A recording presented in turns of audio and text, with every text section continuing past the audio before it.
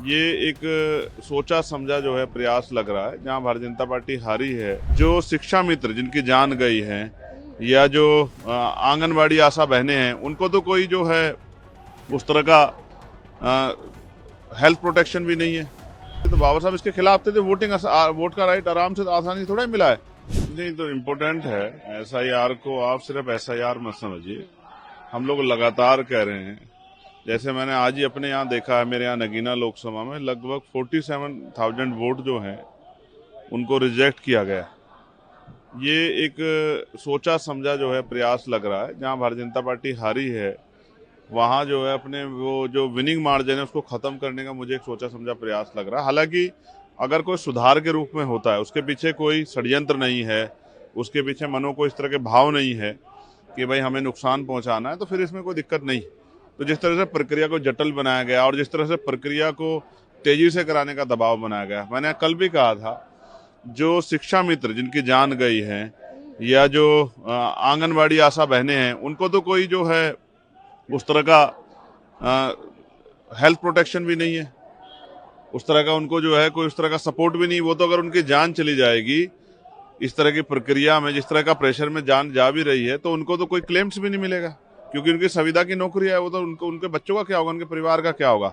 सबसे बड़ी चिंता जो है, जिस तरह से जो अध्ययन प्रणाली जो है, शिक्षा प्रणाली जो है वो डिस्टर्ब हो रही है, बच्चे पढ़ नहीं पा रहे हैं, क्योंकि टीचर्स जो हैं सब लोग जाके कोशिश कर रहे हैं एसआईआर कराने की। तो बहुत जल्दबाजी की गई है, वो गलत है। इसमें लगभग जो है आगे भविष्य के लिए 3 महीने का समय और बढ़ाना चाहिए।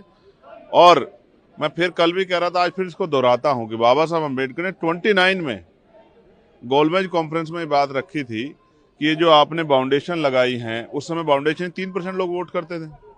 बाउंडेशन थी कि भाई इन पे जो है जमीन होनी चाहिए, पढ़े लिखे होने चाहिए, व्यापारी होने चाहिए, ये जमींदार होने चाहिए, इस तरह की बाउंडेशन थी। तो बाबा साहब इसके खिलाफ थे, तो वोट का राइट आराम से आसानी से थोड़ा ही मिला है उनका। तो बाबा साहब ने तो इस पर अपना जो है बकाया आधिकारिक बयान जारी किया, इस पर डिबेट की कि आप ये बताइए कि बहुत पढ़ा लिखा आदमी थोड़ा समझदार होता है, या बहुत जो अनपढ़ व्यक्ति है वो बेवकूफ़ थोड़ा ही होता है, जो अपने परिवार को चला रहा समझदार होता है।